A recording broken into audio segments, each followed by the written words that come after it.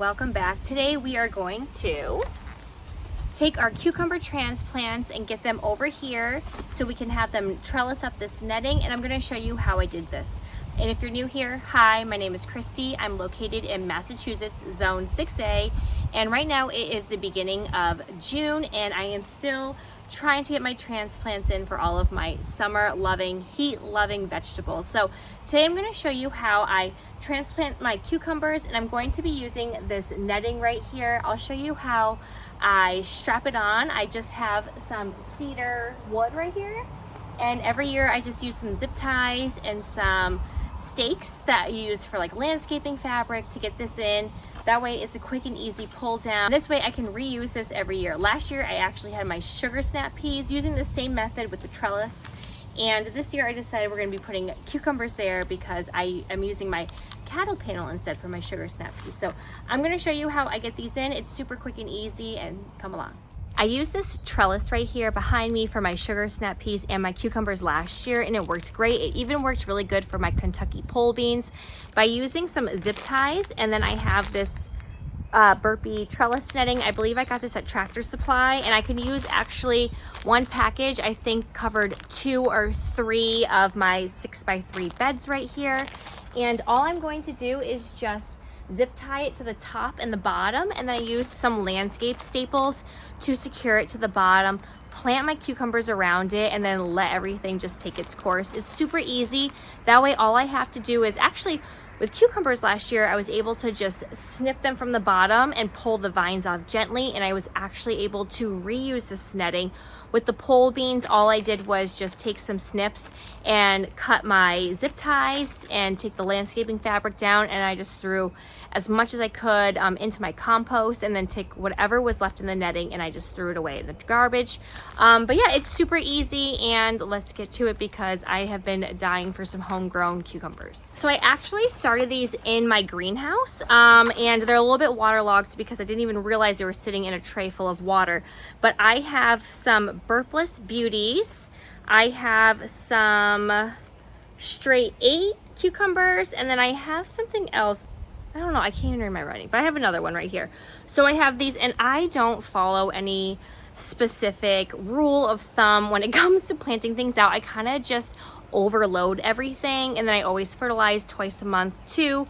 So I don't really follow the packet spacing when it comes to these. I am just going to chuck up a bunch because they don't last too long. Especially you have to make sure that you are always checking, because as soon as it starts turning a bit yellow, your cucumber plant is going to be over and done with. So that's why I do a lot of them. Also with all of this rain we're having, I tried planting them before through direct sowing, and I didn't have too much luck. But yeah, so I started these actually in my greenhouse, and what I did was I just put them in these little 6-cell trays right here, popped the seeds in, and then gave them a good water, put them on my top shelf of the greenhouse, and then once they started sprouting, I kicked them out of the greenhouse, and they have been living outdoors ever since, so I didn't have to worry about hardening them off. They are going to be good to go. So I'm just going to show you how I get this set up, and it's going to be super simple, and then I hope I can give you a little garden update afterwards. So to secure my netting to my cedar board right here, I am going to be using 2 zip ties per area. So I will just go ahead and feed them in, and I always make sure that I get this top corner good, and then I will come around later, and you can also take like a wrench or something and you can really pull it if you would like, and then I will just snip the extra off. So you can't really see that one, so I'm just going to do it again. So I just take 2. You can also get ones that are longer. These are just the ones that we happen to have, and I will come, and I want to make sure I pull it down as much as possible, and then whatever is left over, I will just take some snips and cut it off. Just that. And this will give the cucumbers a lot of space to grow. I just tend to do every other.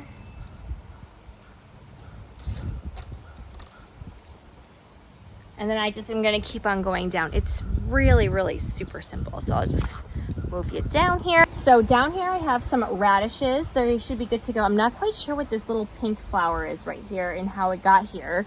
Because I only scattered radish seeds, and then right behind I have dill.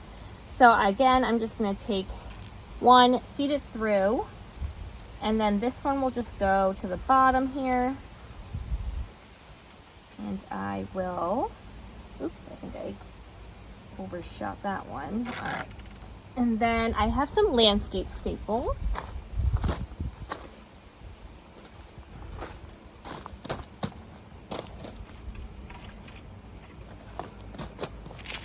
So once I have it secured, I just take landscape staples and then I will just take whatever is closest to the bottom and then I will just push it through. And then I will have the landscape staples for every single square. And then I do this first before I go ahead and transplant everything. So that way I know where to put them, because sometimes you think you're in a straight line and you are not. So I'm going to show you on the other side what it looks like with the staples. All right, so here we are on the other end, and I will just go and make sure these are secured really well. And this just seemed to just do the trick last year. We put landscape fabric down on underneath our rocks to help with the weed suppression. And then you can just keep reusing them year after year. So we have some dill over here, and this is what we direct seeded together. And I think we did the radishes, but I'm not positive. I did a lot of direct sowing, and unfortunately my direct sown sunflowers are getting eaten by some little critter, which is unfortunate. So I'm gonna have to try and do those again. So I'm just gonna do this as close as I can over here, and then we will go and secure it on this end. All right, so now that the staples are in, we are going to secure the top as well. So I'll just do a few, and I can always come back. I don't think I grabbed enough of these zip ties.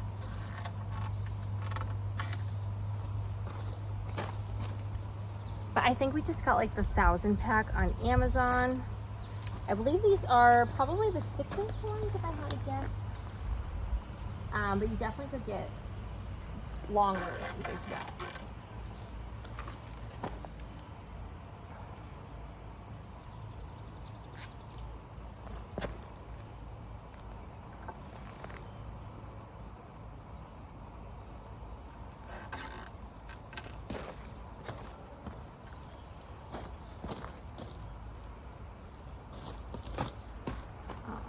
And I'm definitely gonna need to get more. I'm just so excited to be finally almost caught up on everything and having less projects to do. I actually did some weeding earlier. I like to weed after a good rainstorm. I feel like it just makes it super simple to try and get some of the weeds. So I try and stay on top of that. Oh, hello, Mr. Spider. I am not a spider person, and there are always so many spiders in here. Oh, the amount of spider webs I walk through is just unbearable sometimes. All right, so this is a little, there we go. So we will have some extra. I'm just gonna take some snips after, and I will cut the extra off. But this is going to secure it super nice. I might just have to move this stake over. There we go. All right, I got one pair left, and I'll grab some more, and then we're gonna get our cucumbers into the trellis. All right, and here's what it looks like once it's all up. As you can see, it's windy and it's not blowing in the wind. I did go heavy on both sides and up top just because of the wind lately, and just to add extra support since I do jam pack it. And then I tried snipping any of the extra parts of the zip tie off. All right, now here comes the fun part. We are going to start planting our cucumber starts. Now, I don't have any preference as to using the label or knowing which cucumber is where, because I am honestly not gonna follow that vine all the way down from where the cucumber was just to see what type of cucumber I'm harvesting. Honestly, I only eat cucumbers a little bit, but my daughter absolutely loves cucumbers. These are basically all for her, and my mom and my mother-in-law absolutely love them too. So I also do not follow any guidelines as to spacing. I literally just jam pack them in. Basically, this is my only cucumber bed. Once this harvest is done, I am going to just rip it down, and then I will plant some herbs or something in here afterwards, because it's going to be a little bit too late to start something else. You just really have to make sure that you catch and harvest your cucumbers, because if you let them get yellow, then that cucumber plant is just going to die off. It thinks it created seed and it won't produce any more cucumbers. And I'm really hoping that having a lot of flowers in here as well, it'll help with the pollination. Last year my squash and zucchini didn't do too good, so I'm really hoping that by moving it over and having some nasturtiums and other flowers like marigolds over there, it'll help with the pollination as well. Same thing with the cucumbers. I tried doing a lot of hand pollination. I did get a good amount of cucumbers, but not this like overload with all the plants that I did have. So anyways, what I'm going to do is I'm just going to pop them out and I'm just going to lay them. I'm going to have some on either side. This gets a lot of morning sun. It's probably about 2:30 right now, so it's behind the pine trees. But once the sun starts to shift come July and August, definitely too, this gets way more sun because it's not hiding behind the pine trees. I will be using some garden tone. I usually will use bone meal. Unfortunately, it happens every single year where I will use my bone meal to plant things and then I leave it outside always open because I'm always chasing the children, and then it rains and then I had to toss it. So I totally forgot one day that I left it outside opened. I was putting my daughter to bed. It was pouring out all day and I was like, oh hey, there goes my bone meal. Smelled like death afterwards. If you have ever done that, you know. One time I didn't know that I left it out and I went to use it and I thought I was gonna throw up because it smelled so bad. So anyways, we're gonna pop these out. So I have, let's see, 6, 12, I have 20 of these. Do you think I should put 20 of these in here? Absolutely not. I also have some that we also direct sowed. But you know what? I'm probably going to just chuck a ton of them in here. Probably not all 20. I'll probably do like 8 of them on each side. And then if I have any extras, maybe I'll find somewhere else that can trellis up. But my trellises are pretty full, and I forgot I had all of these yellow pear tomatoes that I had to get in. So I gotta find some spots for those as well. So let's put them in, and don't judge me if I put all 20 of them. I will fertilize them.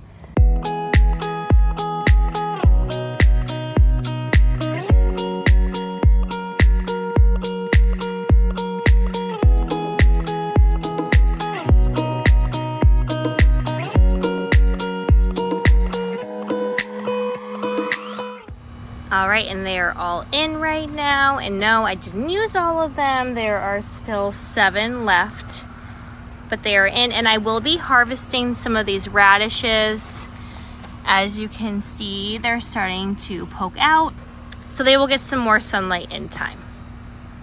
And just like that, we got our cucumber transplants in with just using 3 simple materials: some zip ties, garden stakes, and this trellis netting. You can buy this netting anywhere.